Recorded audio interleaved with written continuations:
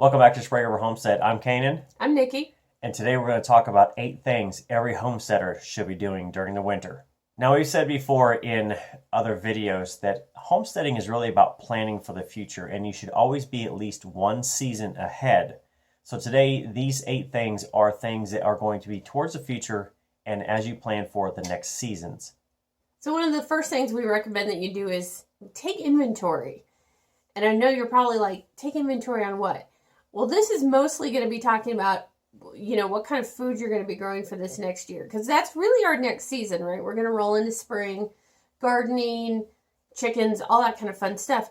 So now is the time to go through and take inventory of your pantry and your freezer to see what you've really used so far. And maybe where you overdid it last year, like 2 years ago, I had so many jalapenos. I probably won't have to grow jalapenos for like 3 more years. Cucumbers were the same way this year. So we did pickles big time in 2020.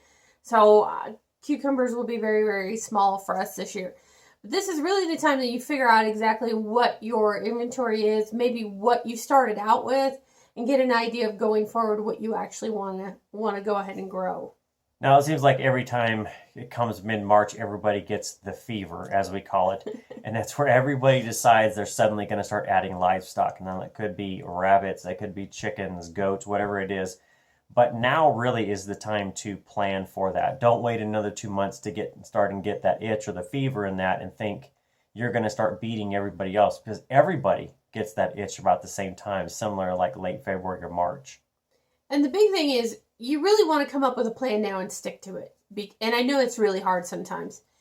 But it's when you get drawn into stuff that you really didn't plan for that problems really start to arise. So this is the time to be planning on, if you're going to start raising turkeys, you want to do that. Maybe you're adding rabbits this year, new chicken breeds, whatever it is. Sit down with a piece of paper, and based on what your inventory needs were for food, that gives you an idea what you need to be ordering. Like maybe you did 25 Cornish cross last year and you're almost out now in January. So maybe you need to double that. You want to figure that out now. You don't want to be figuring that out in September when you're putting your food away and going, oh my God, we didn't buy enough. There's also a really other important reason to be planting your livestock now. And that brings us to number 3.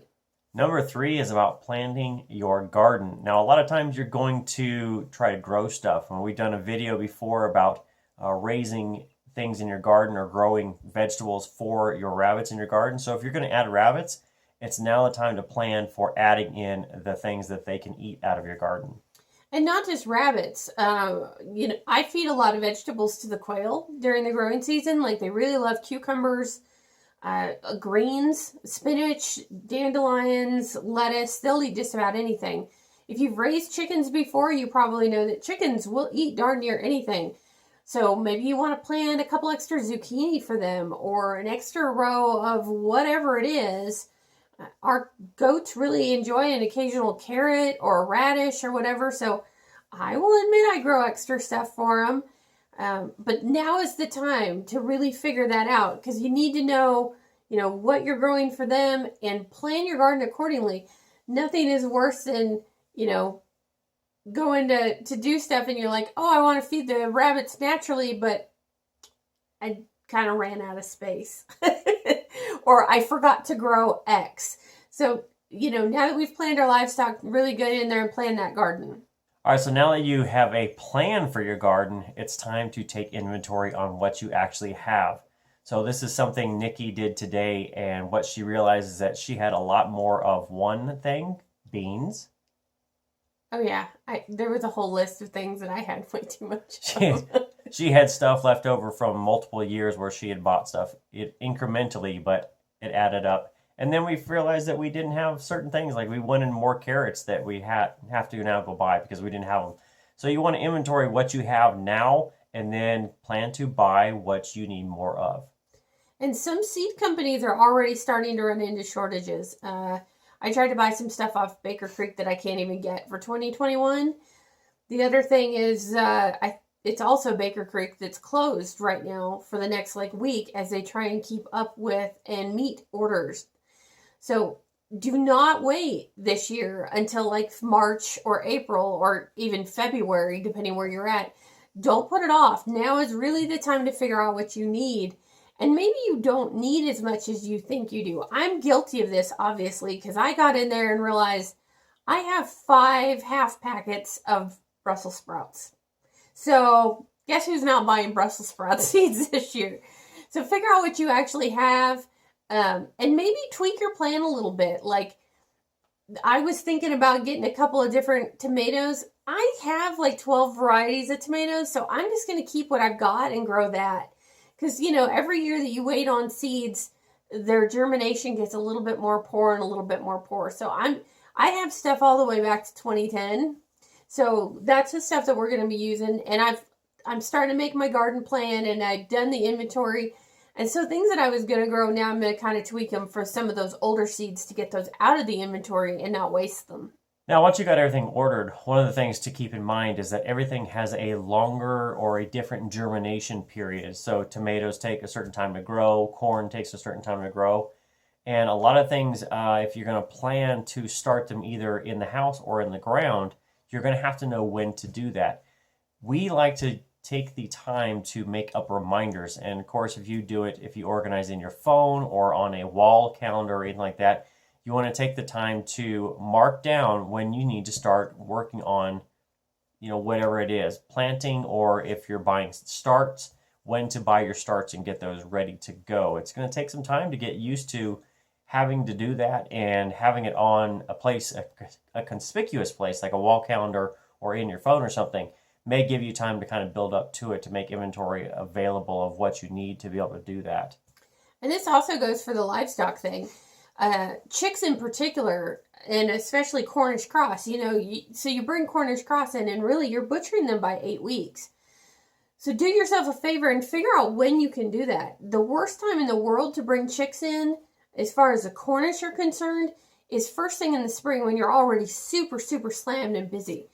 So if you kind of take the time to lay that thing out and say, okay, well, I need to start tomato starts in the house 8 weeks before I can put them outside, and that's March 1st. Well, you know that, and then you can kind of schedule like, okay, well, I'm doing all my starts right now, so maybe right on top of that is not the time that I want to be trying to bring in 50 chicks. So, I know sometimes it's hard to plan around, weather and everything else, but you can go through your average frost date, figure out when you're supposed to be planting outside, and kind of plan accordingly. That'll give you a little bit more time to figure it out. The other thing is, I see people do this all the time, and it's a huge mistake. When you're planning like meat chickens, not only look at what's going on when you bring them in, but you need to look at what's going on when they're butcher ready. Because the biggest thing that happens, and it happened to us this last year, we got super busy harvesting the garden, and some of those chickens ended up going 12 and 14 weeks. They were like 10-pound chickens. That's fine if that's what your plan is, but you need to be figuring out, I was busy canning, so I didn't have time to be butchering chickens. So look at the whole window and really get a feel for, okay, maybe I'm not busy right now when I bring them in, but am I going to be trying to make, 18 cases of tomato sauce and trying to butcher 50 chickens at the same time? Maybe you don't have time for all of that. Yeah, and speaking of chicks, item number 6 on our list is actually ordering those chicks. A lot of times you can delay out the delivery of them, but you need to get your orders in early of what you want. Last year I think we were a little fortunate that we ordered ahead of time. We had them delivered in, and we actually could change or add to the order. We had more interest in it that we could do that, but I think we got a little bit lucky on that we were able to go back in secondary and add in a bunch more for the same delivery date. This year may not be like that. This year you may find that, for whatever reason, you're gonna be out. You can't order past May or anything like that. And stuff is selling out fast. Like, I looked at McMurray Hatchery today, and there was already 2 varieties of turkey that you're not going to be able to get in 2021 because they're sold out. Geese are the other one. I've been kicking around adding pilgrim geese in for forever, and actually was just kind of browsing the website, and they're already sold out for 2021. So, that's another thing to be really planning on right now. And the nice thing about that is if you go to order it right now and the dates that you want for stuff are taken, you can adjust now of what the long-term plan is and be ready for that. I would not recommend you try, if you're trying to get into chickens this year and just trying to do a few, I would not recommend on holding out for the feed store, because as we saw last year, stuff was going crazy. They were disappearing really fast. People were ending up with stuff that they really didn't want. And a lot of what I'm seeing online looks like maybe the hatcheries were not doing the best job at sexing. I've seen a lot of people that ended up with roosters, like really high percentage of roosters, myself included. Out of some stuff that I ordered and got in September, I got way more roosters out of there than I've ever seen come out of, and I bought them sexed. So I actually had several pullets that ended up to be roosters, and that's not happened to me from some of these companies before. So maybe plan ahead for that. Yeah, and looking at item number 7, what you were starting to look at is setting up your seedling areas, I guess you'd say, your seed starting areas. Don't wait until the day of that to start setting stuff up. You know, if you need to assemble racks, like for us, we're going to do a lot in our sunroom this year.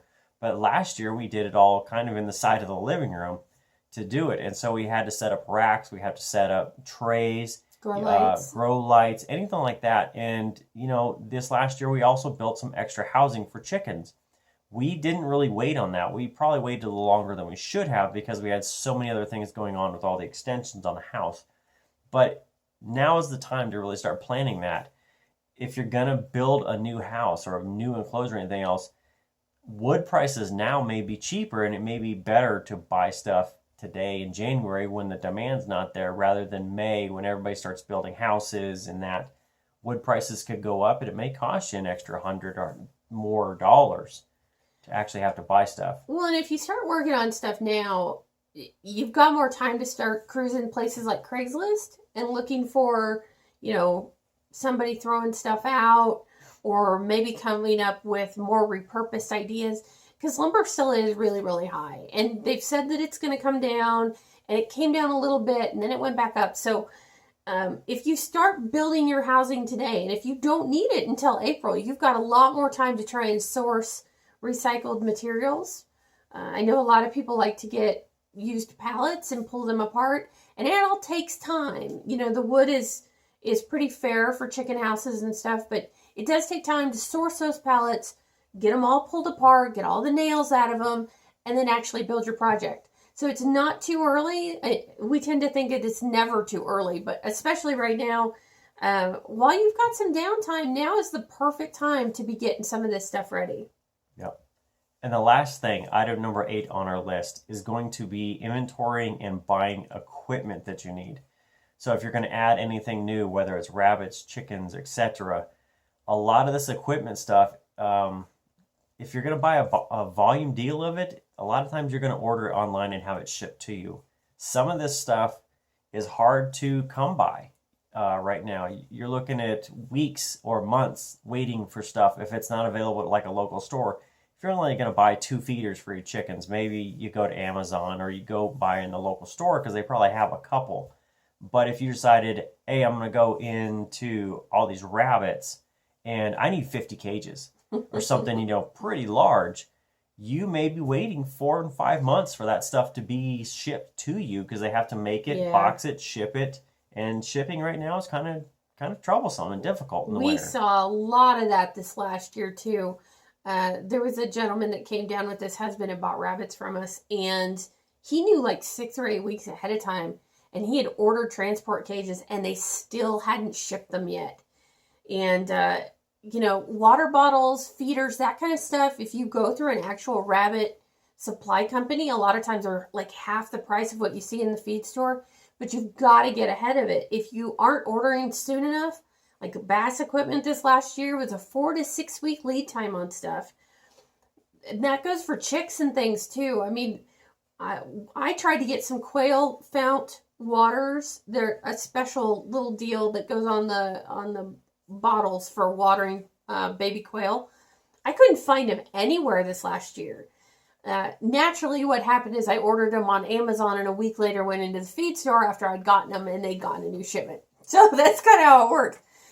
But definitely be taking inventory and ordering that kind of stuff now. A lot of times that stuff doesn't ever really go on sale. Like, I don't really see any big equipment sales in the spring. So if you're going to pay full price for it, you might as well order it now, beat the rush, know that you've got it.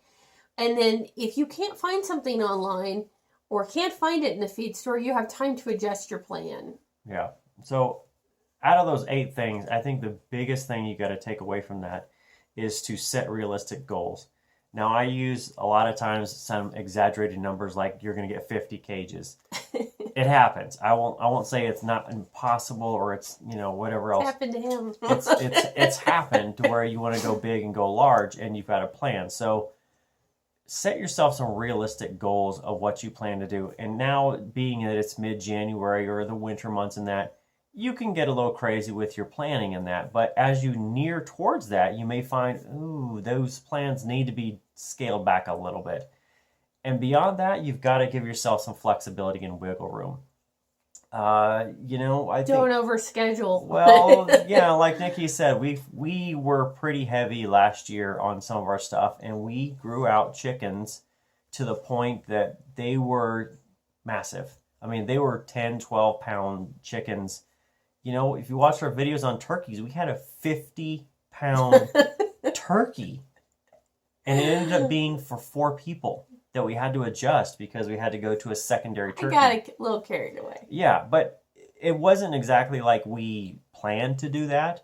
But life happened, and we ended up with these big, massive turkeys. And then we were like, yay, we're going to have 10 or 12 people here for Thanksgiving dinner. It's going to work out.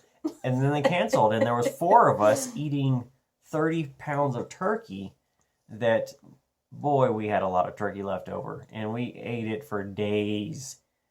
Yeah. Yeah. Mom canned some of it. I know, but yeah, be flexible, be light on your feet, don't overplan, or do overplan, but don't overcommit. Yeah. And that's kind of our 8 things to be doing right now, whether it's raining or snowing or whatever it is. Get a jump on your 2021 growing season, whether it's animals or gardens. And that's it from Sprague Homestead. We will see you next time. Happy homesteading.